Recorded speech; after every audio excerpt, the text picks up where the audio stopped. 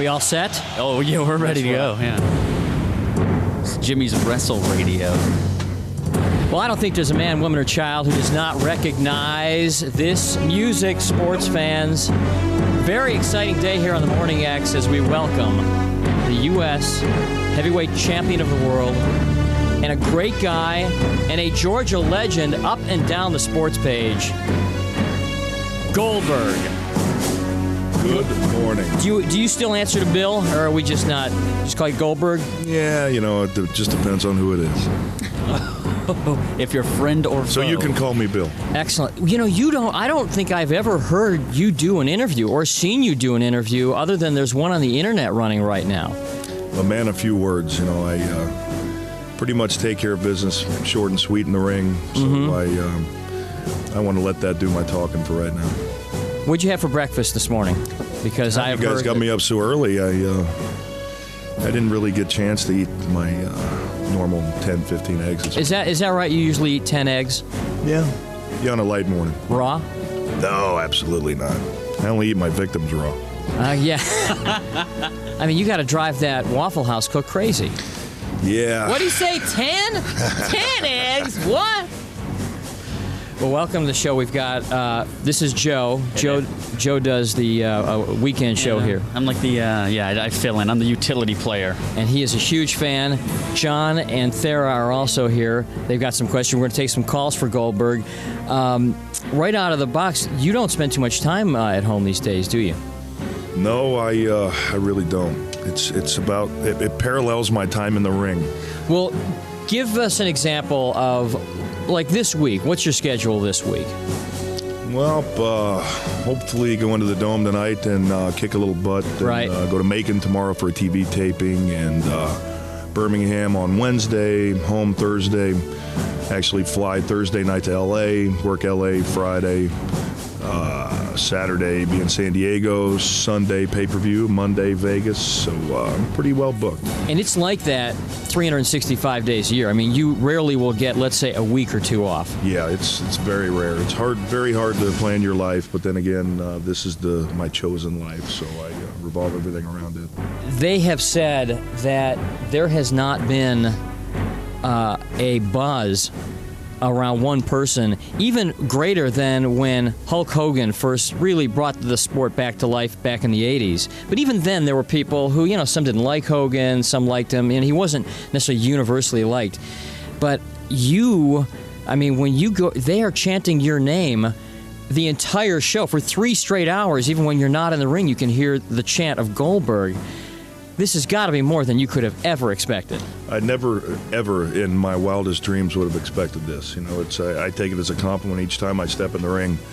Each time I get in there, I, try to be better than I was before, and try to bring something new to the game. And I know that the game has evolved, and so have the fans. So, just try to bring something new and exciting each and every night.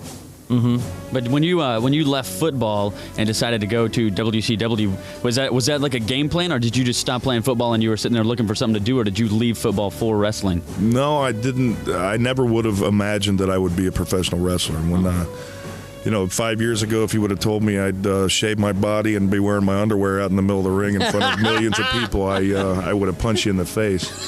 But now I get paid to do that. So. We were talking about, speaking of punching in the face, we were talking before we went on the air about, you go to all these cities and you spend a lot of time in hotel lobbies, hotel bars. And there's always some drunk guy who maybe wants to start something with you. What was the last, outside of the ring, what was the last fight you were in? When was the last time you actually had to take somebody out?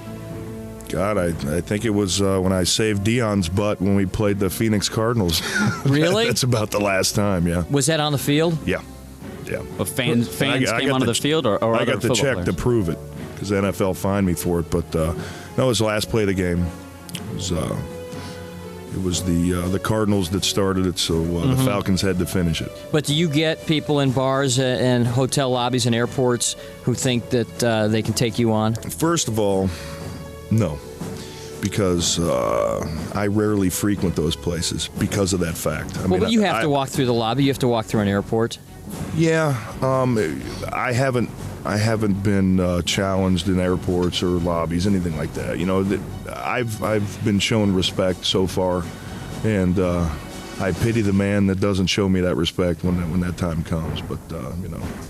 Were those statistics accurate? The ones we heard Michael Buffer, was 6'4", 285, something like that? Depends on what time of the day it is. How about right now? How about at 8:34? I'm about 290 right now. So. Yeah, television does not, they always say television makes you look bigger than you are, but in this case, I would say I can imagine a bunch of guys running around saying, I'm the man to beat, I'm the man to beat Goldberg, but when you see him in real life, I think that idea quickly runs from your mind. He's a big boy. Well, you have picked up guys 500 pounds, and we've seen it done. We've seen you spear guys, 513 pounds? Reese? Yeah, Reese was pretty hefty. He's the closest thing to the giant we got out there. Did you go through the power plant? Yeah, I was there for a short period of time. Yeah.